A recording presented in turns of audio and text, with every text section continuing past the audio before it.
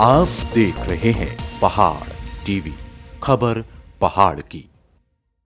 नमस्कार, स्वागत है आप सभी का पहाड़ टीवी पर। मैं हूं आपके साथ परिधि जोशी। चलिए बुलेटिन की शुरुआत करूंगी, उससे पहले एक नजर आज की सुर्खियों पर। मसूरी में कोविड कर्फ्यू का पालन कराने को लेकर पुलिस से लोगों की हो रही है नोकझोंक। गरज के साथ शुरू हुई बारिश होने से तापमान में आई गिरावट, खेतों में खड़ी गेहूं की फसल को होगा नुकसान। मसूरी के पास बागवानी में कई कुंतल फल पककर तैयार, बाजार न होने के कारण किसान मायूस।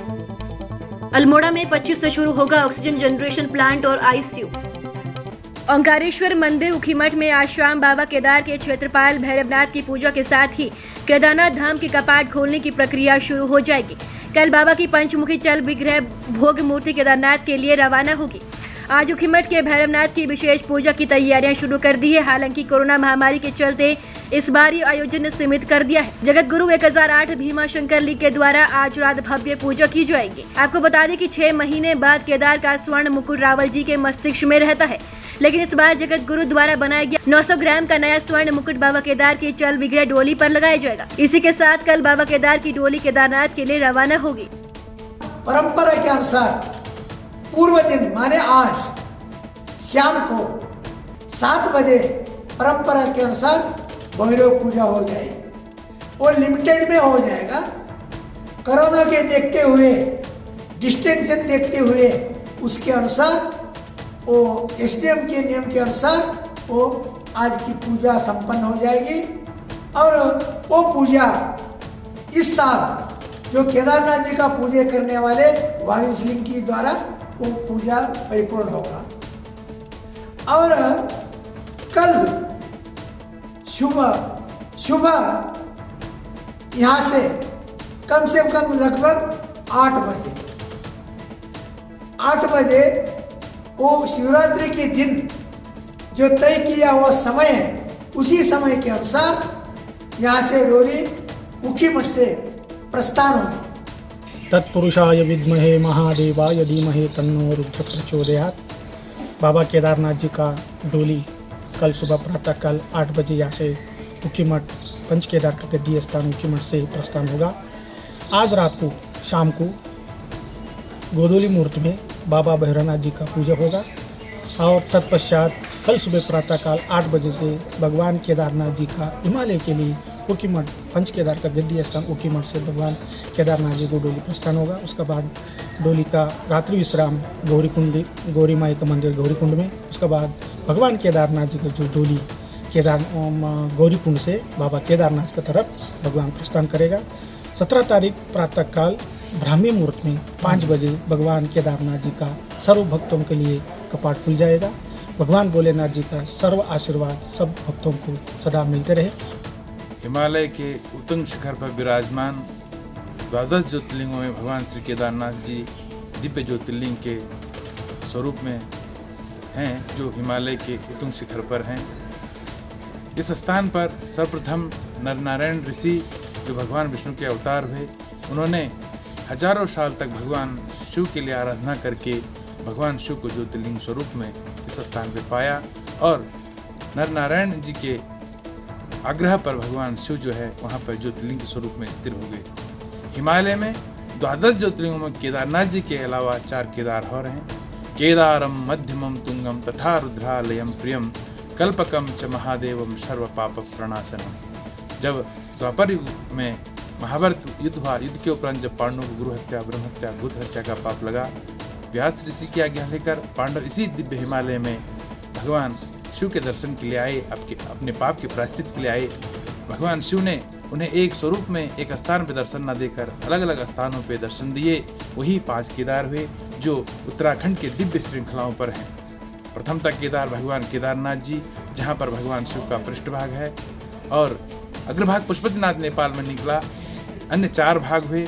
नाभि स्वरूप के दर्शन मधमेश्वर में, हृदय बाहु के दर्शन तुंगनाथ जी में, नेत्र मुखारविंद के दर्शन रुद्रनाथ जी में और जटा दर्शन कल्पेश्वर में, जो कि हिमालय में है, उत्तराखंड के दिव्य श्रृंखलाओं पर है।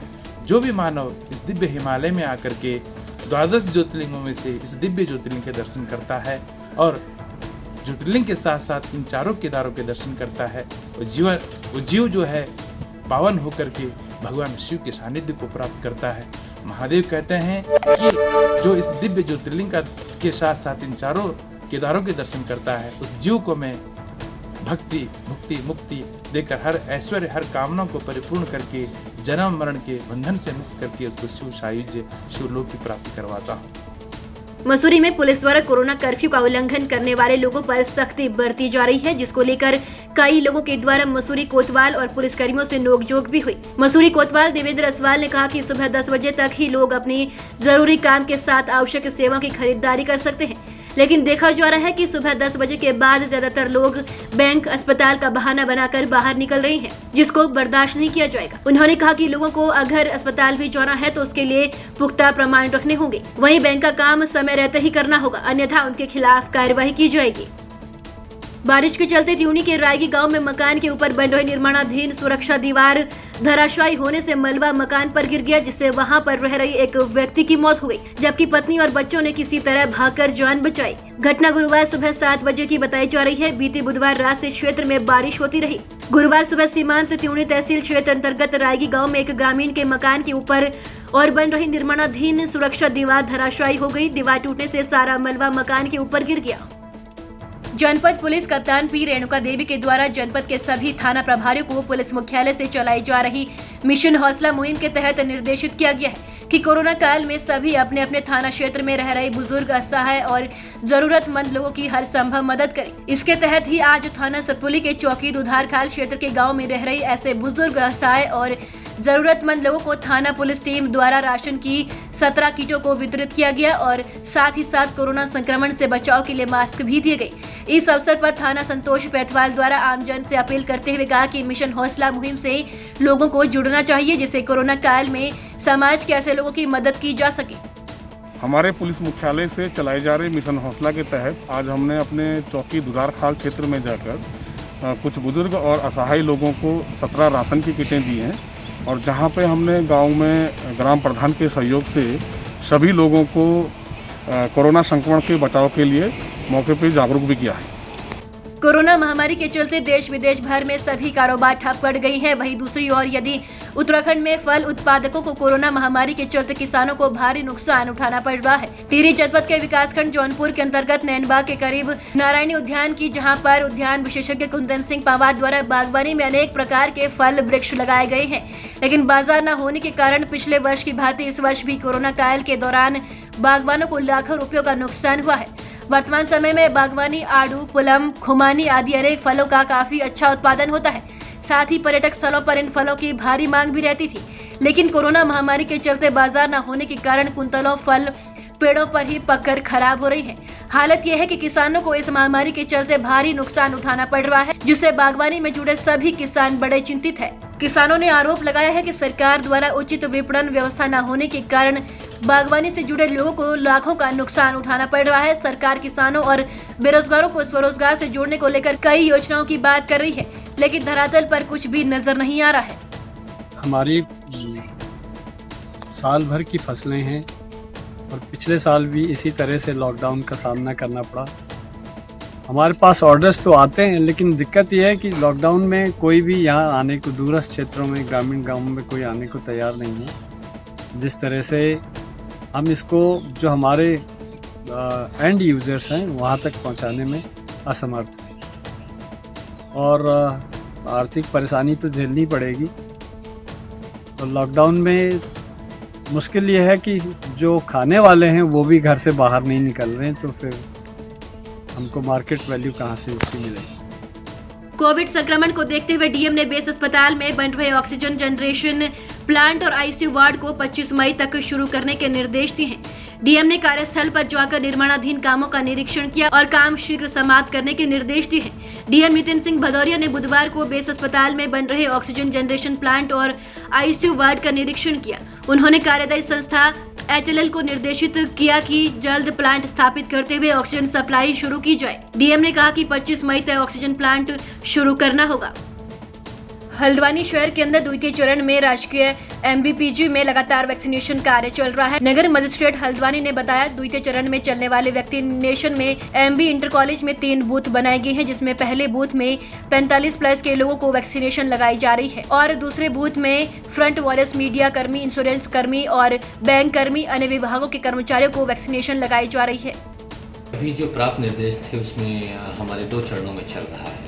MB डिग्री कॉलेज में हमारे वैक्सीनेशन सेंटर्स बने हुए हैं, जिसमें 18 से 45 साल के जो वर्ग के लोग हैं उनका जिनका रजिस्ट्रेशन हो चुका है, जिन्हें टाइम स्लॉट्स मिल चुके हैं, उनका वैक्सीनेशन हो रहा है। साथ ही वहाँ पर 45 से अधिक के जो लोग हैं जिनका प्रथम टीकाकरण होना है या द्वितीय टीकाकरण होना है, उनका भी हो रहा है। साथ ही हमारे जो फ्रंट लाइन वर्कर्स हैं, जो अदर डिपार्टमेंट्स के हैं, उनके लिए भी हो रहा है। हमारे हार्ट केयर सेंटर में हो रहा है, मेडिकल कॉलेज में हो रहा है। जैसे जैसे हमें टीकाकरण के लिए वैक्सीन उपलब्ध होती जाएंगी और क्षेत्र में इस प्रकार से प्रसार भी करेंगे हम, और जितना शीघ्रता से हम पूरी क्षेत्र को हम कवर कर सकें उसका प्रयास रहेगा।